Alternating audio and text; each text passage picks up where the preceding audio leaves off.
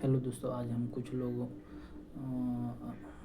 Hello दोस्तों, आज हम लोग कुछ विविध चैप्टर से कुछ सवालों को देखेंगे जो आने वाले बीपीएससी 71 में है। उसमें कुछ सवाल है जो पूछे जा सकते हैं। जैसे पहला सवाल है मिलान करने वाला दिया हुआ है। देखिए इसका व्याख्या देख लीजिए। जेडी वाटसन का संबंध मोलिकुलर बायोलॉजी से रहा है। लुई पास्चर फ्रेंच वैज्ञानिक थे जिनका संबंध माइक्रोबायोलॉजी आविष्कारों जैसे टीकाकरण सिद्धांत, माइक्रोबियल किनोमन, पास्चुरीकरण आदि से रहा है। स्वीडन वैज्ञानिक कार्ल लिन्नस का संबंध वर्गीकरण विज्ञान से रहा है। उन्हें आधुनिक वर्गीकरण का जनक कहा जाता है। चार्ल्स डार्विन ने प्रजातियों के विकास के सिद्धांत को स्पष्ट किया है। डार्विन के विकास की इस प्रक्रिया को प्राकृतिक वर्णन का नाम दिया। उन्होंने 1859 में अपनी पुस्तक द ओरिजिन ऑफ स्पीशीज में जैव विकास का अवधारणा प्रस्तुत किया था। चलिए अगला सवाल देखते हैं। तेज धातुओं की मांसपेशियों में निम्नलिखित में से किसके संचयन में से ऐंठन आ जाती है? इसका बहुत आसान आंसर है लैक्टिक अम्ल के कारण। चलिए इसका व्याख्या देखो। बहुत देर तक व्यायाम करने, तेजी से दौड़ने, साइकिल चलाने अथवा भारी वजन उठाने जैसे कार्यों के लिए अधिक ऊर्जा की आवश्यकता होती है, लेकिन ऊर्जा उत्पन्न करने के लिए हमारे शरीर में ऑक्सीजन की आपूर्ति सीमित होती है। ऐसी स्थिति में पेशी कोशिकाएं अमानवीय श्वसन द्वारा ऊर्जा की अतिरिक्त मांग को पूरा करती है। इस प्रक्रिया में ग्लूकोज के आंशिक विखंडन से लैक्टिक अम्ल और कार्बन डाइऑक्साइड का निर्माण होता है। इस लैक्टिक अम्ल का संचय पेशियों के ऐंठन में उत्पन्न करता है।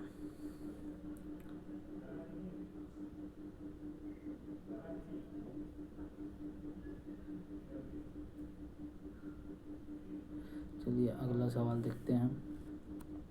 निम्नलिखित में से कौन सा विशिष्ट प्रकार का दूध पिलाने वाली माता में उत्पन्न होता है? यह मानव के नवजात शिशु में प्रतिरक्षा प्रतिक्रिया को विकसित करने के लिए अनिवार्य होता है। Option see the right answer colostrum. चलिए इसका व्याख्या देखिए। कोलेस्ट्रॉम बच्चे के जन्म के तुरंत बाद उत्पन्न होने वाला दूध है। कोलेस्ट्रॉम में एंटीबॉडी होता है जो नवजात शिशु को बीमारियों से सुरक्षित करती है। साथ ही इससे बच्चे को अधिक विटामिन और प्रोटीन की प्राप्ति होती है। दूध शर्करा में लैक्टोज की सर्वाधिक मात्रा मानव माता में दूध से होती है। चलिए अगला सवाल देखते हैं। बिच्छू बूटी में पत्तों के तंतु में चुभने से अत्यंत पीला जलन होती है। निम्नलिखित में से किसके अंतःक्षेपण के कारण पीड़ा होती है? ऑप्शन बी मेथोइक अम्ल। नेटल एक शाकीय पादप है जो जंगल में उपजता है। इसका पत्तों में डंकनुमा बाल होते हैं। इन पत्तों को तंतु चुभने से होने वाली जलन का मेथोइक अम्ल के कारण होती है।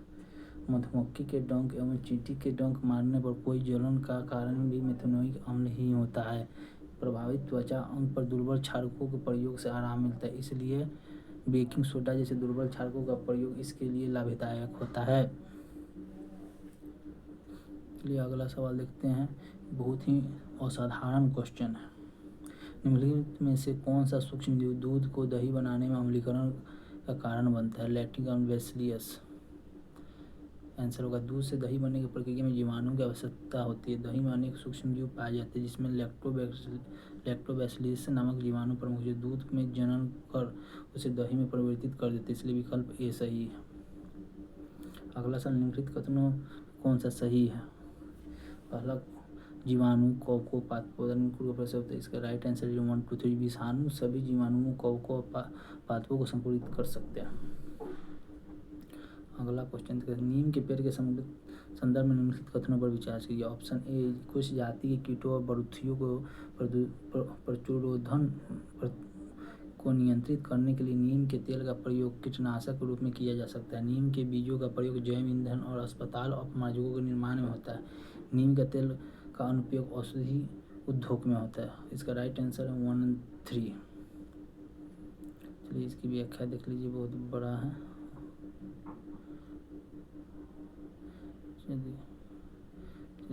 अगला क्वेश्चन है विषाणुओं में ऊर्जा उत्पादन के आवश्यक एंजाइम नहीं होते। विषाणु किसी भी संश्लेषित माध्यम से संवर्धित किया जाता है। विषाणु का एक जीव से दूसरे जीव का संचरण केवल जैविकीय संवाहक द्वारा होता है। राइट आंसर है केवल एक। इसकी व्याख्या देखते हैं। वायरस अति सूक्ष्म घटक होते हैं जो जीवित कोशिकाओं में परजीवी की भांति उपस्थित होते हैं। इसमें कोशिका झिल्ली, केंद्रक, कोशिका द्रव, अन्य कोशिकाएं अनुपस्थित होते हैं। ये सिर्फ जीवित कोशिकाओं में जनन और वृद्धि कर सकते हैं। जीवित कोशिका से बाहर ये मृत समान होते हैं। इसमें ऊर्जा उत्पादन के लिए कोई एंजाइम नहीं होता क्योंकि इसमें पर्पोसीय मेजबान कोशिका के जेनेटिक मेटाबॉलिज्म डीएनए और आरएनए में मिल जाता है। यह कोशिका के जेनेटिक सूचना को बदल देता है और कोशिका को अपने जैसे कोशिका को उत्पादन का आदेश देता है। वायरसों को किसी भी संश्लेषित माध्यम में समर्थित नहीं किया जा सकता। विषाणु एक जीव से दूसरे जीव में संचरण संक्रमित व्यक्ति के सांस से, खून से तथा संक्रमित जल और वायु से सेवन आसानी से हो सकता है। विषाणु को क्रिस्टल रूप से इकट्ठा किया जा सकता है। एक विषाणु बिना किसी सजीव माध्यम से पुनरुत्थान नहीं कर सकता। अगला क्वेश्चन, अनाज और तिलहनों को अनुपयुक्त रख रखाव और भंडारण के परिणाम स्वरूप आवेशों का उत्पादन होता है, जिसके अफ्लाटॉक्सिन नाम से जाना जाता है, जो समान भोजन बनाने में आम विधि द्वारा नष्ट नहीं होते। अफ्लाटॉक्सिन किसके द्वारा उत्पादित होते हैं? ऑप्शन सी फफूंदी द्वारा। चलिए इसके विषय में पढ़ते हैं। इसकी व्याख्या क्या दिया हुआ है।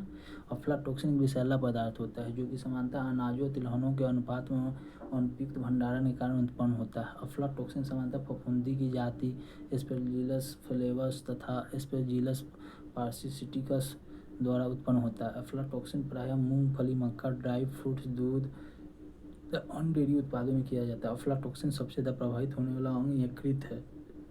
अफ्लाटॉक्सिन में कैंसर पैदा करने वाले भी गुण होते हैं। अगला सवाल है, सूक्ष्म जैविक ईंधन कोशिकाएं ऊर्जा का धारणीय स्रोत समझी जाती है, क्यों? ये जीवित जीवों को उत्प्रेरक के रूप में प्रयुक्त कुछ सबस्ट्रेटों में विद्युतीय उत्पादन कर सकती है। ये विविध प्रकार के अजैव पदार्थ सबस्ट्रेट के रूप में प्रयुक्त करती है। ये जल का शोधन और विद्युत उत्पादन करने के लिए अपशिष्ट जल के शोधन संयंत्रों में स्थापित की जा सकती है। इसका राइट आंसर सी है 1 और 3। चलिए इसकी व्याख्या देखते हैं। सूक्ष्म जैविक ईंधन सेल माइक्रोबियल फ्यूल सेल को ऊर्जा का धारणीय स्रोत समझा सकता है, क्योंकि इनके द्वारा जीवित जीवों जैसे जीवाणुओं तथा कार्बनिक यौगिकों द्वारा ऊर्जा का उत्पादन किया जाता है। इस सेल में ऑक्सीकरण तथा अपचयन की अभिक्रिया के पश्चात रासायनिक ऊर्जा को विद्युत ऊर्जा में परिवर्तित कर दिया जाता है। इन सेलों का उपयोग अपशिष्ट जल शोधन संयंत्रों, जल का शुद्धिकरण तथा विद्युत ऊर्जा के उत्पादन के लिए किया जाता है।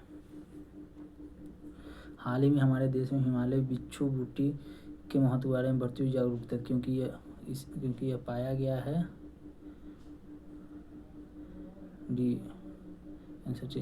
जिनोनिया डाइवर्सिफोलिया आमतौर पर हिमालय बिच्छू बूटी, नीलगिरी बिच्छू बूटी के नाम से जाना जाता है। यह मुख्यतः खुली वन भूमि, नदी किनारों, नेपाल के नम निवास, भारत के हिमालयी भागों जैसे उत्तराखंड, हिमाचल प्रदेश, जम्मू कश्मीर में बहुत मात्रा में पाया जाता है। इसका पौधा एक झुरमुट रूप में बदलता है और प्रत्येक झुरमुट में कई तने होते हैं। इन तनों का अद्वितीय गुणवत्ता में वस्तु तंतु होता है जो मजबूत, चिकना और हल्का होता है। हिमालय बिच्छू बूटी पौधे उत्पन्न रेशों या वस्त्र उद्योग से उपयोग में काफ़ी लोकप्रिय हो रहा है। चलिए मिलान करने वाला दिए हुए हैं। इसका राइट आंसर 4 है। किण्वन का अलेक्जेंडर फ्लेमिंग, पेनिसिलिन का लुई पास्चर, किण्वन का है लुई पास्चर, पेनिसिलिन का है अलेक्जेंडर फ्लेमिंग, चेचक का टीका एडवर्ड जेनर, बेलेसियस एंथ्रोसिस डी और रॉबर्ट कोच। चलिए क्वेश्चन देखते हैं। जलीय जीवों की श्वसन दर स्थलीय जीवों की अपेक्षा द्रुत होती है, क्योंकि जल में विलय ऑक्सीजन की मात्रा वायु में ऑक्सीजन की मात्रा की बहुत कम होती है। इसका ये सही है और दोनों सही है और RA का सही स्पष्टीकरण है। अगला क्वेश्चन, जल में विद्युत संयंत्र जल की स्थिति ऊर्जा को विद्युत ऊर्जा में रूपांतरित किया जा सकता है। बांधों के निर्माण में ग्रीन हाउस गैस उत्पन्न होती है। इसका राइट आंसर है 1 और 2 दोनों। जल विद्युत ऊर्जा का एक नवीकरणीय ऊर्जा स्रोत है।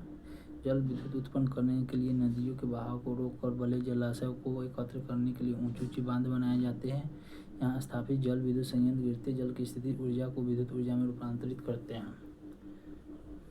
बांध के जल में डूबने के कारण बड़े बड़े पारिस्थितिक तंत्र नष्ट हो जाते हैं, क्योंकि बांध के आसपास बड़ी मात्रा में पेड़ पौधे, वनस्पति आदि जल डूब जाती है एवं अमानवीय परिस्थितियों में सड़ने लगते हैं और विघटित होकर विशाल मात्रा में मीथेन गैस का उपयोग करते हैं, जो कि एक ग्रीन हाउस गैस है। लेकिन इसे किस देश को पवनों का देश कहा जाता है? डेनमार्क को। चलिए बहुत अच्छा क्वेश्चन। गंगा सफाई योजना पहली बार किस वर्ष शुरू की गई? 1985 में। अमृता देवी बिश्नोई राष्ट्रीय पुरस्कार किस क्षेत्र में दिया जाता है? मंजू संरक्षण के क्षेत्र में। निम्नलिखित कथन में चिपको आंदोलन का संबंध वन संरक्षण से। चिपको आंदोलन की शुरुआत हिमाचल प्रदेश से हुई थी। चिपको आंदोलन 1970 के साथ प्रारंभ में शुरू हुआ था। ऑप्शन बी 1 और 3 इज द राइट आंसर। चलिए मिलान के जल संग्रहण भारत में बहुत पुरानी संकल्पना। अलग अलग राज्यों में इस अलग अलग नाम देते। राजस्थान में खादीन, महाराष्ट्र में मध्यम ताल, मध्य प्रदेश उत्तर प्रदेश में बंदी, बिहार में आहर तथा पाइन, हिमाचल प्रदेश में कुल्लू, जम्मू कांदी तालाब में, तमिलनाडु एरिस कैरे सुरंग परिवहन से उपयोग होता है। और ये भी मिलान करने वाला दिया हुआ है। इसका राइट आंसर 1, 2 और 3 है सही मिलान है। तापमान का व्यापक ह्रास को सहन करने वाले यूरिथर्मल, तापमान के कम पारस करने वाले जो स्टेनोथर्मल तनुतापी, और लवणता का अधिक प्रयास यूरोहेलाइन।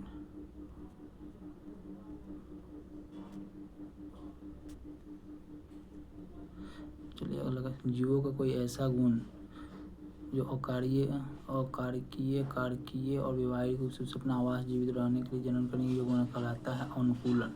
अनुकूलन जीव का ऐसा गुण है जो इसे अपने आवास में जीवित बने रहने और जनन के लिए योग्य बनाता है। इनके अनुकूलन के लंबे समय के विकास यात्रा द्वारा विकसित हुए और आनुवांशिकता स्थिर हो गया। परभक्षण के संबंधित कथनों पर विचार कीजिए। परभक्षी पादप द्वारा स्त्री की ऊर्जा उच्चतर कोशीय स्तर को स्थानांतरित करते हैं। परभक्षी शिकार में समष्टि नियंत्रण करते हैं। परभक्षी किसी समुदाय में जातीय विविधता में भी बनाए रखने में मदद करते हैं। Option D is the right answer सभी। चलिए क्वेश्चन देखते बहुत अच्छा था। अपघटन की प्रक्रिया में ऑक्सीजन की आवश्यकता नहीं होती है। अपरत पदार्थों में यदि नाइट्रोजन तथा जल, विलीय जलों जैसे तत्वों का अपरदन में प्रक्रिया तेज होती है। निम्न ताप एवं वायु जीवन अपघटन गति को धीमा करते हैं। इसका राइट आंसर बी 2 और 3 सही है। अपघटन की प्रक्रिया में ऑक्सीजन की आवश्यकता होती है। तीसरा क्वेश्चन, अपघटन की दर जल वायु घटकों और परत पादपों के मृत अवशेष जैसे पत्तियाँ, छाल, फूल, प्राणियों मृत अवशेष को रासायनिक संगठनों द्वारा निर्धारित होती है। यदि अपरद में नाइट्रोजन तथा जलीय तत्वों जैसे चीनी की मात्रा में भरपूर होती है तब अपघटन की दर तीव्र होती है। ताप एवं मृदा की नमी बहुत ही महत्वपूर्ण जलवायु घटक है जो मृदा के संरक्षण की क्रियाओं द्वारा अपघटन की गति को नियमित करते हैं। गर्म एवं आर्द्र पर्यावरण का अपघटन की गति तेज होती है, जबकि निम्न ताप अवायु जीवन अपघटन की गति धीमा करती है, जिसके परिणाम कार्बनिक पदार्थों का भंडारा जमा हो जाता है। माइक्रोबैक्टीरियम इंडिकस प्राणी वैक्सीन किस रोग से संबंधित है? ए कुष्ठ रोग से। वैक्सीन हेजिटेंसी संदर्भित करता है। मुख्यतः निम्न आय वाले देशों को प्रभावित करने वाले कुछ बीमारियों के लिए टीका विकसित करने की निजी क्षेत्र की रुचि, टीका की प्रभावशीलता में क्रमिक गिरावट, टीके की उपलब्धता के बावजूद बच्चों में टीकाकरण के प्रति माता पिता का अनिच्छा अस्वीकृति।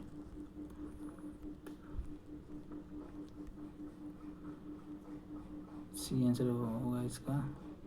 Oral vaccine oral polio vaccine और इनोवेटिव पोलियो वैक्सीन के बीच का अंतर विचार कीजिए। इसका राइट आंसर सी 1 और 2 है।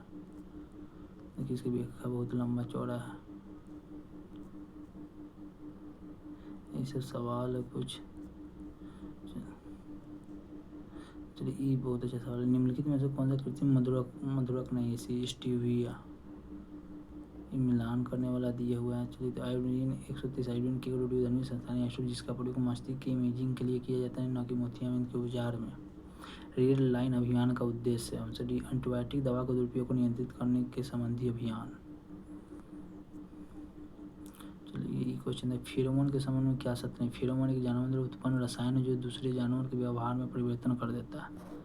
यह एक एक्टो हार्मोन है। इन्हें प्रस्तावित करने के शरीर के बाहर कार्य करते हैं। ये कीटनाशकों की तरह उपयोग करती है। ये हार्मोन के समान होते हैं। हमसे D is the right answer. Pheromone एक स्थापित उत्सर्जित रसायन है जो एक ही प्रजाति के सदस्यों को सामाजिक प्रतिक्रिया से उत्पन्न करते हैं। हार्मोन से अलग होता है। एंटीबायोटिक्स मानव शरीर के पर दुष्प्रभाव होते हैं। अधिक उपयोग से बैक्टीरिया एंटीबायोटिक्स के प्रति प्रतिरोध क्षमता को विकसित करते हैं। एंटीबायोटिक्स सरलता को नष्ट करने का योग्य नहीं है। Answer is the be the right answer. अगला क्वेश्चन, निम्नलिखित कथनों में दही प्रोबायोटिक का एक उदाहरण है। प्रोबायोटिक प्राकृतिक रूप से हमारे शरीर में पाए जाते हैं, दोनों सही। निम्नलिखित में कौन सा प्रतिजैविक है? ये स्ट्रेप्टोमाइसिन। जैसे स्ट्रेप्टोमाइसिन, टेट्रासाइक्लिन और एंथ्रोमाइसिन कुछ ऐसे एंटीबायोटिक है जिनका निर्माण कवक के जीवाणुओं से होता है। ये क्वेश्चन देखिए सही नहीं है। लाइकेन सवाल का कवक सहजीवी संबंध होता है। विषाणुओं में आरएन तथा डीएनए का एक साथ नहीं पाए जाते हैं। एड्स, खसरा, सामान्य जुकाम आदि डीएनए विषाणुओं के कारण होते हैं। इधर राइट आंसर।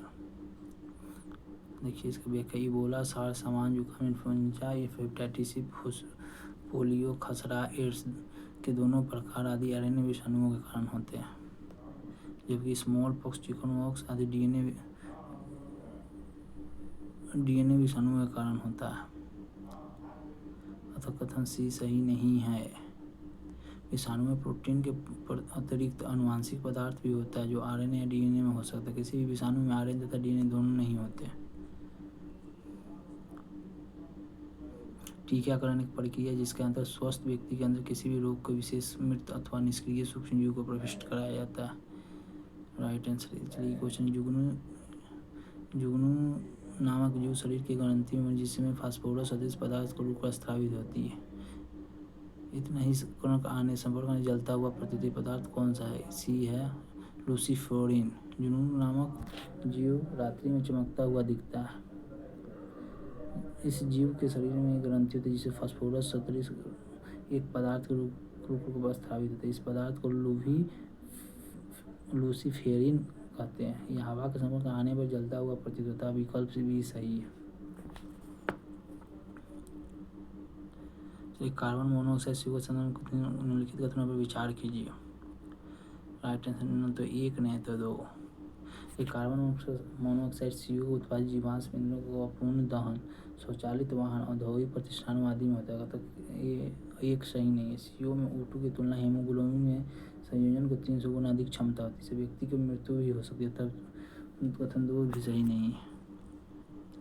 चलिए मिलाने वाला दिया है, इलेक्ट्रोएन्सेफेलोग्राम, मस्तिष्क में होने वाली विद्युत क्रिया को निरूपित करना, मस्तिष्क संबंधी रोगों का निरूपण करना। चलिए, वेंट्राकुलिन दवा किस बीमारी के इलाज से संबंधित है? ये दवा प्रतिरोधी टीबी। सूर्य के प्रकाश में पराबैंगनी विकिरण अभिक्रिया निम्नलिखित से क्या पैदा करती है? ओजोन। इसकी व्याख्या, पशुओं को दिए जाने वाला कौन सा दर्द निवारक भारत में गिद्धों को लगभग विविध उत्तरदायी है? डिक्लोफोनिक। मिलान करने वाले, विटीकल्चर अंगूर खेती, वेजी कल्चर वृक्षों की खेती, फिल्सी कल्चर मछली की खेती, और रोडी कल्चर सब्जी की खेती।